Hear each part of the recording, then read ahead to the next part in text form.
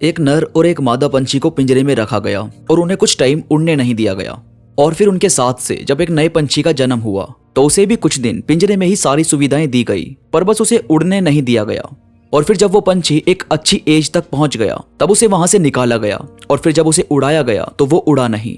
यानी एक ऐसा पंछी जिसकी काबिलियत है उड़ना, वो भी उड़ नहीं पाया सिर्फ इस वजह से क्योंकि वो पैदा ही कैद में हुआ था और कैद में ही लंबे टाइम तक रहता रहा। पर फिर उसे बाकी पंछियों को दिखाया गया कि वो कैसे उड़ते हैं। बाकी पंछियों के साथ दाना चुगने भेजा गया और फिर धीरे धीरे उस पंछी ने भी उड़ना शुरू कर दिया जो कैद में था।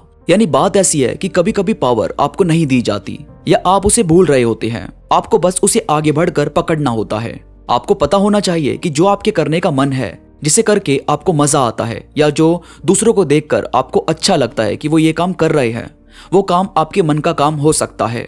उसे करने की कोशिश करो, आपको कुछ कुछ सक्सेस मिलने लगेगी। और दोस्तों, कभी बेवकूफ बनने से घबराओ मत या ऐसा फील मत करो कि मैं किसी के सामने बड़ा बेवकूफ लगूंगा। देखो यार, हर इंसान कर करके ही सीखता है। बच्चा भी गिरकर ही चलना सीखता है, तो इसमें कुछ गलत नहीं है कि हम कुछ देर के लिए बेवकूफ बन गए। तो आप उसका स्ट्रेस लेकर क्यों बैठे हैं कि हमारे साथ ऐसा हो गया। इस दुनिया का जीनियस से जीनियस बंदा भी कभी ना कभी पागल तो बना होगा। तभी उसे दुनिया का ज्ञान आया, तभी उसे समझ में आया कि कहाँ उसे सतर्क रहना है और कहाँ पर चुप रहकर सिर्फ ऑब्जर्व करना है। आप में भी ये क्वालिटी होनी चाहिए। जब कभी बेवकूफ बनो तो समझ जाओ कि जिंदगी एक सबक सिखाने के लिए आगे आई है। लर्निंग होती रहनी चाहिए, यही सबसे ज्यादा मायने रखता है। और लाइफ में एक बहुत बड़ा मुकाम हासिल करने के लिए, जीतने के लिए आपको ये समझना होगा कि आप भी विनर हो। आपके पास वो चीज है, वो काबिलियत है जो सबके पास नहीं।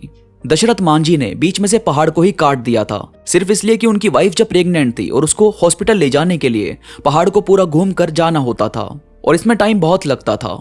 तो एक बार जब उनकी वाइफ की हालत बहुत खराब हुई और वो उसी रास्ते से जाने लगे तो टाइम बहुत ज्यादा लगने की वजह से उनकी वाइफ ने बीच रास्ते में ही दम तोड़ दिया था। और वहां से दशरथ मांझी को यह समझ में आ गया कि इस पहाड़ को मैं बीच में से काट दूंगा, मैं यहाँ पर इसे रहने नहीं दूंगा। 22 साल लगे उस बंदे को और 22 साल तक उसी डेडिकेशन के साथ रोज अपना हथौड़ा उठाते और रोज उस पहाड़ को तोड़ना शुरू कर देते। सनक होती है ऐसे लोगों में, एक सुई जो दिल के अंदर गड़ चुकी होती है। उसके बाद कुछ समझ नहीं आता कि क्या करना है और क्या नहीं।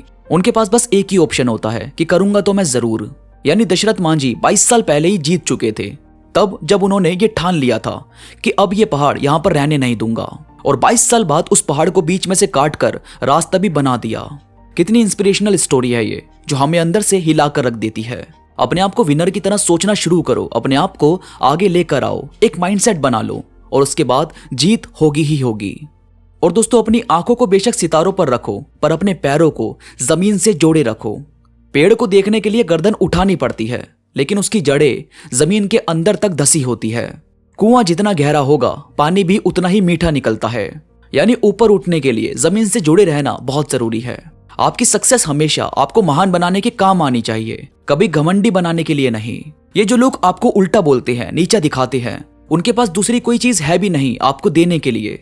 जो जिसके पास है वो वही तो आगे पहुंचाता है ना।